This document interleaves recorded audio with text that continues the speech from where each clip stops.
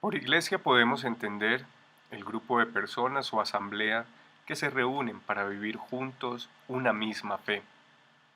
Es así que nosotros como cristianos hemos heredado de la tradición cristiana una serie de ritos, símbolos y signos que hacen que esta fe que vivimos sea gracias a lo mismo que vivieron las primeras comunidades cristianas a partir de su experiencia con Jesús, quien él mismo se encargó de dejar este legado, diciendo con sus propias palabras: haced esto en conmemoración mía.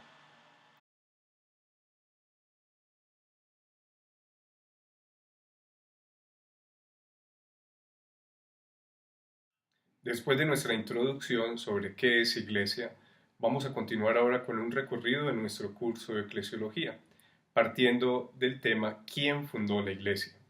A partir del texto de lectura de la profesora Olga Consuelo Vélez, podemos ver que fue Jesús el principal iniciador de este movimiento que más adelante se institucionalizaría como iglesia.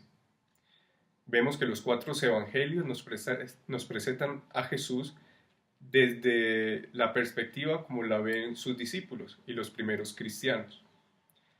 Nos damos cuenta, no solo desde la afirmación de María Consuelo Vélez, sino también desde las palabras del padre Gustavo Baena, que Jesús no vino a fundar ninguna iglesia, y fue más bien más adelante sus seguidores quienes se encargaron de generar esta institución. ¿En qué momento específico aparece la iglesia? Nos damos cuenta después de la muerte de Jesús, toda su comunidad huye y se esconde por miedo de ser martirizados de la misma manera como fue Jesús. Y fue a partir del Pentecostés donde nace la iglesia, en donde la venida del Espíritu Santo significa una transformación en esta primera comunidad cristiana. Y ahí es donde podemos ver cómo se institucionaliza la iglesia, no solo desde los evangelios y desde el Nuevo Testamento, sino que de ahí en adelante la iglesia se consolida y deja de tener miedo para convertirse en una nueva congregación, la cual se llamarán los cristianos.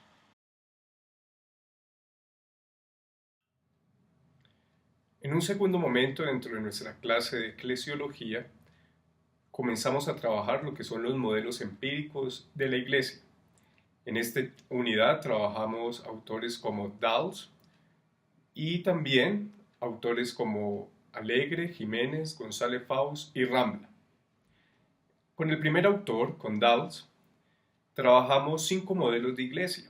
Estos 5 modelos de iglesia son la iglesia como institución, la iglesia como comunión mística, la iglesia como sacramento, la iglesia como heraldo y la iglesia servidora. El esfuerzo de Dawes de presentar en 5 ítems la iglesia es mostrar cómo a partir de 2000 años la iglesia tiene diferentes vertientes y cada una de ellas nos muestra una faceta específica. Resalta que cada una tiene un nivel de importancia, tanto la iglesia como institución, la iglesia jerárquica, la iglesia como fuente mística, como heraldo y como servidora, siguiendo cada una de las propuestas del Evangelio y demostrar así la diversidad de nuestra iglesia. Ya en un segundo momento, cuando trabajamos los textos o el texto específico de Alegre, Jiménez, González Faust y Rambla, es ver las partes negativas de esas dimensiones de la iglesia. Ellos presentan 5 dimensiones negativas en donde muestran primero la pérdida de la centralidad de la iglesia por los pobres, cómo la iglesia jerárquica se ha centrado en eso, en sus poderes. También el eclesiocentrismo, donde la iglesia se convierte en un centro y se pierde el sentido de la comunidad, la división de los cristianos y la heleniciación del cristianismo.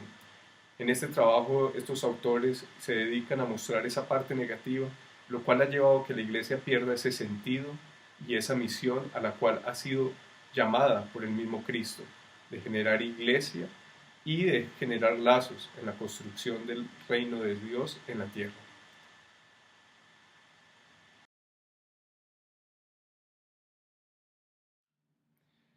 Por último, en nuestro curso trabajamos Evangelium Gaudium, la encíclica que exhorta el Papa a toda su iglesia, desde los altos jerarcas hasta el pueblo de Dios, en donde nos invita a conocer hacia dónde se dirige el papado del Papa Francisco. Del texto del Sumo Pontífice podemos sacar tres vertientes importantes, y es primero la alegría, que la presenta como una actitud, la cual solo se logra a partir de la experiencia personal con el Señor en la oración. Un segundo vertiente de este texto es la actitud misionera. El llamado del Papa es a desacomodarnos, a ir a buscar la manera de llevar el mensaje de Dios a quien más lo necesita. Y por último, la opción preferencial por los pobres.